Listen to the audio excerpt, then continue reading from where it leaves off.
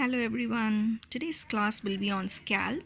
So you see till the end of this video, there will be no reference needed for you to shuffle into books. It gives you an overall view of scalp. Okay. So the scalp boundaries first of all is anterior, posterior on either side. The boundaries are anteriorly is supraorbital margin, posteriorly external occipital protuberance along with the superior nuchal lines.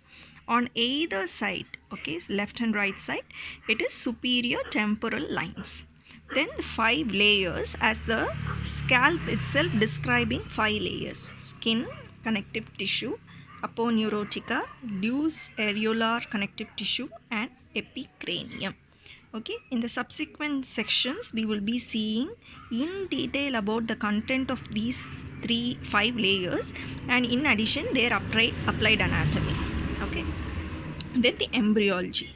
The muscles of the scalp are from the second pharyngeal arch, embryological aspect. Okay, so in the sections we will be seeing about the 5 layer, what are the contents, as well as we will be seeing each layer's applied anatomy, so that it will be easy for you to correlate with the content and their applied anatomy. For example, the first layer is the skin. The skin has lot of sebaceous gland, so it's more prone for sebaceous cyst. Okay, the second layer, as we told already, it's a connective tissue, dense connective tissue. So the thickness is 4 to 7 mm. What does it contain? It is a thin layer of a fat along with the fibrous tissue. In addition, it is highly vascular. Okay, this point is very important because in the applied anatomy we are going to apply this. It's highly vascular. It has lot of blood vessels, veins, and also nerve. Lot of nerves are there. So why second layer, when the trauma or the incision is placed, they will profusely bleed. Why it is so? Because it is highly vascular, but it heals faster. The inflammation is self-limiting but painful, but it is not progressing into any dangerous situation. Rather, it is self-limiting when it reaches the second layer. So why there is a profuse bleeding? The reason for the profuse bleeding is that this second layer, the dense connective tissue, is tightly adherent to the blood vessels. So since it is tightly adherent, these blood vessels are opening up, so that profuse bleeding is there. And also the pulling effect of the occipitofrontalis on the blood vessels. Since it is pulling up, the blood vessels will be opened and unable to close, so profuse bleeding will be there. And also they are highly vascular due to anastomosis of the blood vessels meet one another in that area. So it's due to anastomosis also the profuse bleeding is there. Okay. Then the third layer is Galea aponeurotica, where it connects the occipitalis muscle and frontalis muscle. So the scalp wound will gap unless it reaches the third layer. It will not gap. So if any trauma which reaches the third layer, that is any transverse cut reaching the third layer, the wound would gap. Okay, in addition, whatever 3 layers we have seen, this skin, connective tissue, and Galea aponeurotica will move together as a single unit. Okay, remember this. And fourth one is that emissary veins, or lot of emissary veins are present in the loose connective tissue area. Okay, so this fourth layer we call it as dangerous area of the scalp, dangerous layer of the scalp, because due to the emissary veins are valveless, it doesn't have any valves in this, so that what happens, the emissary vein, whenever the trauma occurs, the veins are valveless, so these veins will connect with the intracranial venous sinuses. So it connects with the intracranial venous sinuses, thus infecting the meninges layer.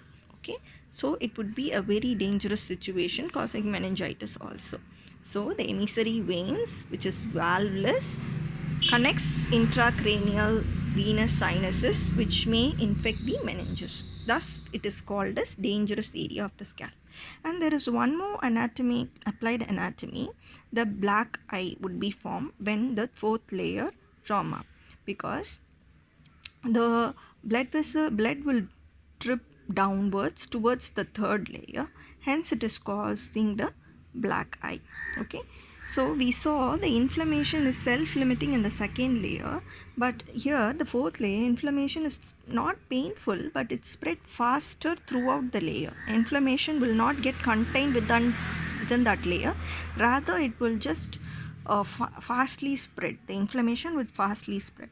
And the third layer is the fifth layer, pericranium. Pericranium is loosely bound to the underlying bone. Its pericranium is surrounding the bone, but it's tightly bound to the sutures. For example, you consider it's a temporal bone. So this area, it will be loosely connected, but in the suture junctions, no, it will be tightly adherent. So since it is tightly adherent in this area, whenever the trauma is occurring in the fifth layer, this blood will be confined to this bony area, mimicking the shape of the bone. Okay, since it is called cephalohematoma, mimicking the shape of the bone involved. Since the suture area, it is tightly bound, so the blood will be accumulated in the area of a bone, so that it takes the shape of the bone involved due to the tightly boundness of the sutures. Clinical consideration, one more, is that we call it as subdural hematoma. Whenever there is a complication of a head injury, what happens? The cerebral veins bleed into a potential space called subdural space. What is subdural space? It is a space between the dura mater and the arachnoid mater. So the cerebral veins bleed into the space, hence it is called subdural hematoma. Okay, subdural hematoma. Then is the nerve supply. Nerve supply we can categorize simply as sensory and motor. Sensory, it will be from the trigeminal nerve and cranial nerve. Motor from the facial nerve. Okay. So sensory, what are the trigeminal nerves involved is a supraorbital, supratrochlear, zygomaticotemporal and auriculotemporal. Okay. Cranial nerves are third occipital, lesser occipital, greater occipital, great auricular. Then motor, facial nerve, what are the branches? Temporal and posterior auricular branches of facial nerve. Okay. Then artery. Artery mainly by the external carotid artery and ophthalmic branch. Okay.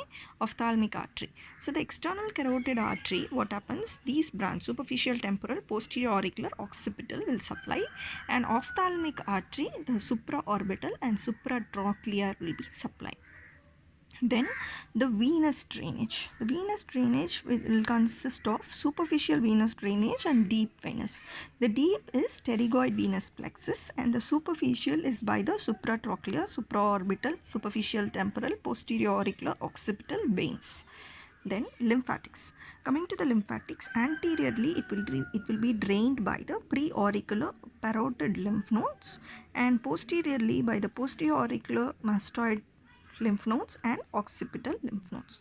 So this is the overall view of scalp, and it's we saw about the boundaries, their clinical significance with their content, the layers, and clinical consideration of supply, arterial supply, venous drainage, and also lymphatics. If you like the video, kindly subscribe to our channel for the upcoming videos. Okay, if you have any suggestions for this uploaded video so far, you can give it in the comment section. Okay, thank you for watching. Have a great day.